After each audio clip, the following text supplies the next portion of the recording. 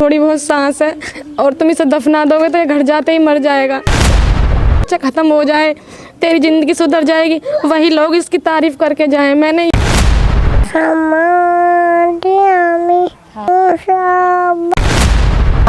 बाबा साहब ने कहा था कि शिक्षित बनो, संगठित रहो और संघर्ष करो। नारा लगाओ बाबा साहब का। बाबा साहब का नाम बताओ ना, नारा लगाओ बाबा साहब का। बाबा साहब का नाम लगाओ। जय भीम जय भीम। ये 2 साल 2 महीने की बेटी है। डुग्गू बड़ा है ना? डुग्गू बड़ा है, वो छोटी है। हाय डुग्गू, कैसे हैं? डुग्गू, आपको मैंने सुना है कि बुद्ध वंदना आती है आपको? आती है डुग्गू बुद्ध वंदना? है डुग्गू, इधर देखो मेरी तरफ। डुग्गू कुछ और देख लिया। क्या सोच रहा है? मतलब हमेशा सोचता रहता है कुछ ना कुछ करने की। एंजल अगर ये इधर सो भी रहा है ना, अगर एंजल बाहर जा रही है तुरंत रहता है, मम्मी एंजल बाहर जा रही है, उसको देखो। सोते भाई? हाँ, अगर लेटा ध्यान किधर भी हो, आँख इधर भी होंगी ना। अगर मैं कुछ पी भी रही हूँ, इसे आवाज आ रही मम्मी तुम क्या पी रही हो, बिना देखे बता देगा कि तुम पी रही हो कुछ या तुम कुछ खा रही हो। मैं किचन में बैठ कर कुछ चाय वगैरह पीती हूँ और ये बेड पर रहता तो बता देता है। जिनका शरीर विकसित नहीं करता ना, उनका माइंड विकसित करता है, माइंड विकसित होता है उनका। बुद्ध वंदना आती है ना, कंधे पे लेकर कंधे पे। बहन जी शायद इमोशनल हो गई। बहन जी, आप रो क्यों रही हैं? पहले तो आप हमें ये बताएं कि आपको पहले रोने की ज़रूरत नहीं है। आप रोइए नहीं, आप बात कीजिए, अपनी बातें बताइए, जो समस्या से देखिए अगर ऐसे रोके हल्का करेंगे तो शायद डुग्गू का उत्साह जो है वो थोड़ा कम हो जाएगा। तो ऐसे आप माँ हैं और एक माँ होके इतना सारा अपने बच्चे को सिखाया है, ऐसा ना करें। और आप थोड़ा सा बताएं कि क्यों आप किस बात पे आप। सभी को मेरा क्रांतिकारी नमो बुद्धाय जय भीम। जब मेरा बेटा ये पैदा हुआ था तो इस कंडीशन में था कि डॉक्टर ने भी ये कह दिया था इसे घर ले जाओ, मरा हुआ है ये, इसमें जान नहीं है, तुम इसे दफना दो, इसमें थोड़ी बहुत सांस है और तुम इसे दफना दोगे तो ये घर जाते ही मर जाएगा। लेकिन मैंने और मेरे घर वाले थे, उन्होंने बिल्कुल हिम्मत नहीं हारी, कहा इसको कैसे भी करो ऑक्सीजन लगाओ, हमें ये बेटा चाहिए, हम इसे घर को लेकर जाएंगे।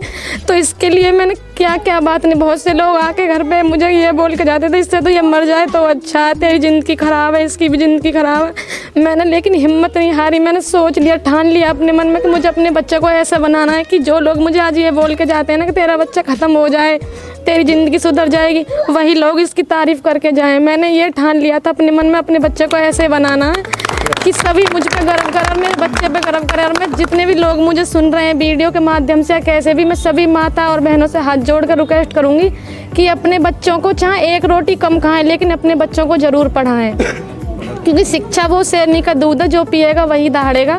क्योंकि जब आपके बच्चे पढ़ेंगे और ज़्यादा से ज़्यादातर अपने महापुरुषों के बारे में बताएं, क्योंकि हमारे महापुरुष हमारे लिए कितना संघर्ष करके हमें यहाँ तक लेकर आए हैं। और कोई भी माँ बाप अपने महापुरुषों के बारे में बच्चों को नहीं बताते हैं। उल्टी सीधी बात है, ये बच्चे कुछ कर रहे हैं, चोरी कर रहे हैं, उनके गलतियों पर पर्दा डालते हैं, लेकिन कोई ऐसा न करे। जब हमारे माता बहनों से मैं हाथ जोड़ कर कह रही हूँ कि जब बच्चा 2 साल से 5 साल तक की उम्र में कुछ भी तुम उसे सिखाओगे तो वही सीखता है। 2 साल से जब बच्चे को तुम जिस कंडीशन में ढालोगे वैसे ही ढलेगा।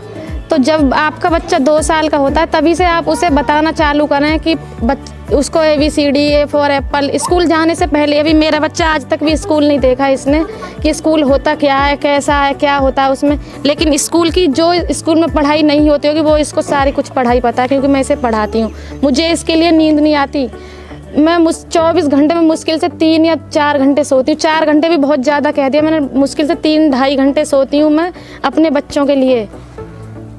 रात को भी परेशानी, दिन में भी। मुझे बस ये सोच ले मुझे कैसे भी करके अपने बच्चे कामयाब करने, पढ़ाना लिखाना, अपने महापुरुषों के बारे में बताना है, और मैंने वो आज कर दिखाया है। और ये आपकी वजह से ही यहाँ पर आए हैं। देखो डुग्गू तो बाद में आया है, पहले आप आई हैं। इस प्रकृति ने यहाँ पे जो आपको भेजा है तो उसके बाद डुग्गू आए हैं। तो डुग्गू को शिक्षा दीक्षा और संभालने वाली आप ही हैं। और आप जैसी माएँ इस दुनिया में अगर हो जाएं तो कोई भी बालक अनपढ़ नहीं रह पाएगा।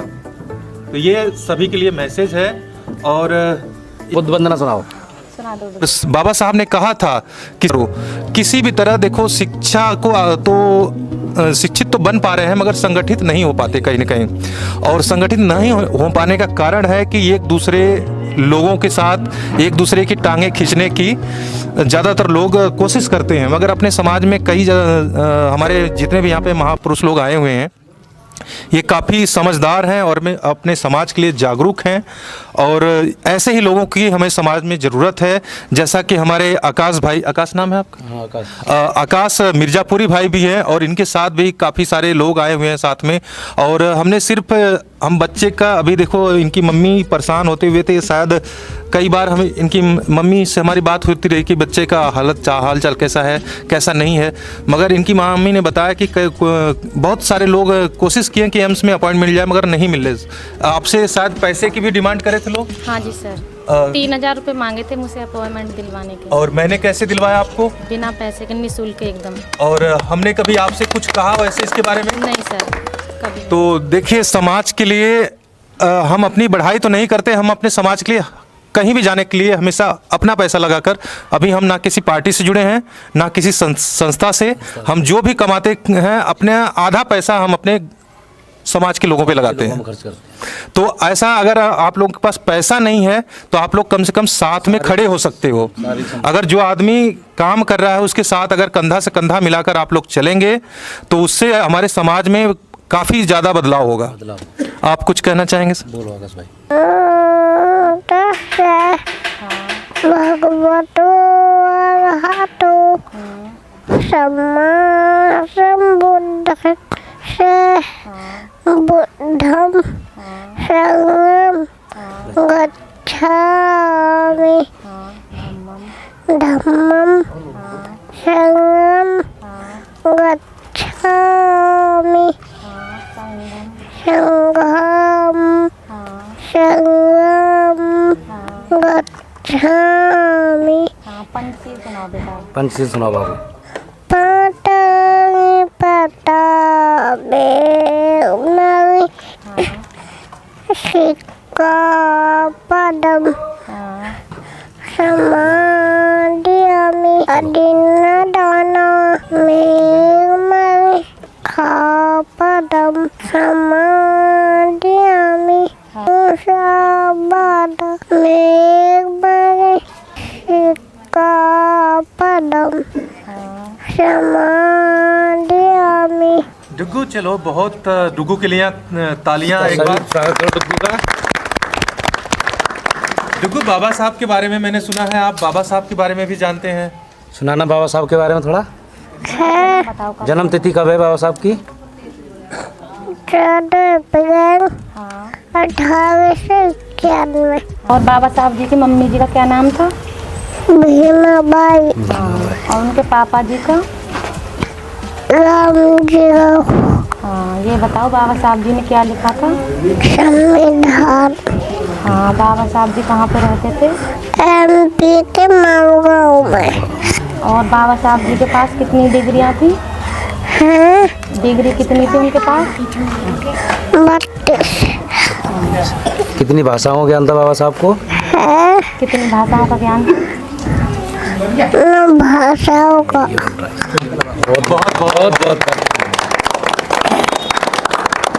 साथियों, जैसा कि देखा आपने, हम अभी डुग्गू के घर बुलंदशहर स्याना में आए हुए हैं और यहाँ पे हमारे सभी सम्मानित साथीगण भी आए हुए हैं साथ में। और यहाँ पे एक जो डुग्गू बालक है, जैसा कि मैंने आपको पहले वीडियो में भी बताया था कि डुग्गू का दिमाग और सर बिल्कुल अच्छा है और इनका सिर्फ शरीर काम नहीं करता। जैसा कि आप लोग जानते हैं कि डुग्गू एक, जैसे हमारे समाज का नहीं, हम भारत के कहेंगे, भारत देश में पैदा हुए एक विलक्षण प्रतिभा के धनी बालक। इस बच्चे का आप लोग ज़्यादा सपोर्ट करें और हम लोग सिर्फ सपोर्ट के लिए आए हैं और इस बच्चे का उत्साह बढ़ाने के लिए, क्योंकि जब ऐसे बच्चे हमारे समाज में जब पैदा होते हैं तो कहीं ना कहीं ये इनकी माँ बाप पे जो इसका बच्चे का श्रेय जाता है, बच्चे के माँ बाप पे जाता है, क्योंकि जब तक माँ बाप पढ़े लिखे नहीं रहेंगे तब तक बच्चे नहीं पढ़ पाएंगे। क्योंकि ज़्यादातर हमारे समाज में बच्चे आपने देखे होंगे, कई सारे बच्चे हैं वो माँ बाप भी थोड़ा सा उनका कि उनको पढ़ा लिखा नहीं पाते, और जैसे मजदूरी मेहनत करते हैं वैसे सोचते हैं कि हमारे बच्चे भी मेहनत मजदूरी करके जैसे हम गुजारा कर रहे हैं वैसे कर लेंगे, मगर ऐसा ये सब इन लोगों का सोचना गलत है। और सबसे पहले मैं यहाँ पे जितने हमारे भाई बंधु आए हुए हैं सभी हमारे साथी और डॉक्टर साहब आप एक के गौतम जी, हाँ बाबा एक एक बाबा एक के गौतम जी, और हमारे अलीगढ़ से चल के आए हमारे संजय कुमार। तो मैं आप सबका बहुत बहुत धन्यवाद देना चाहता हूँ आप सबको कि आप सब यहाँ पे आए।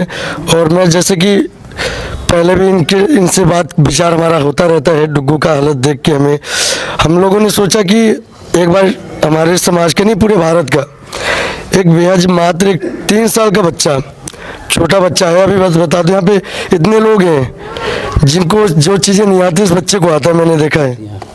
और बच्चे का दिमाग कितना तेज है, हमें लगा कि अगर कोई बच्चा अपने भारत में ऐसा है तो हमें चल के उसका सपोर्ट करना चाहिए, समर्थन करना चाहिए और अपने लोगों को उसके बारे में बताना चाहिए कि कोई एक ऐसा बच्चा है हमारे बीच में और हमें उसे हमारी मदद की आवश्यकता है उसको।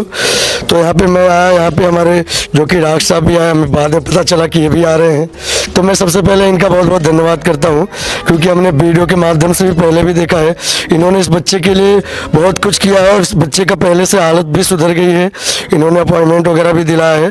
तो इनका बहुत बहुत धन्यवाद करता हूँ कि आप अगर ऐसे बच्चों का सहारा बनेंगे तो डॉक्टर साहब आपके साथ हम हैं और हमेशा रहेंगे। कुछ दिक्कत हुआ तो मैं आपके साथ साथ चलूँगा, बस समाज को आगे लेके चलिए।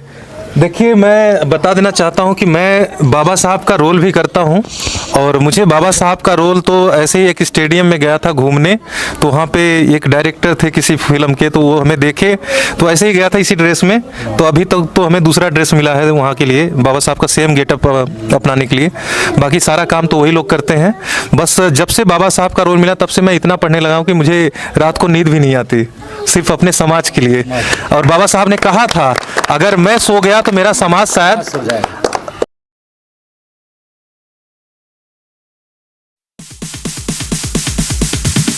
Sorry, it's DJ.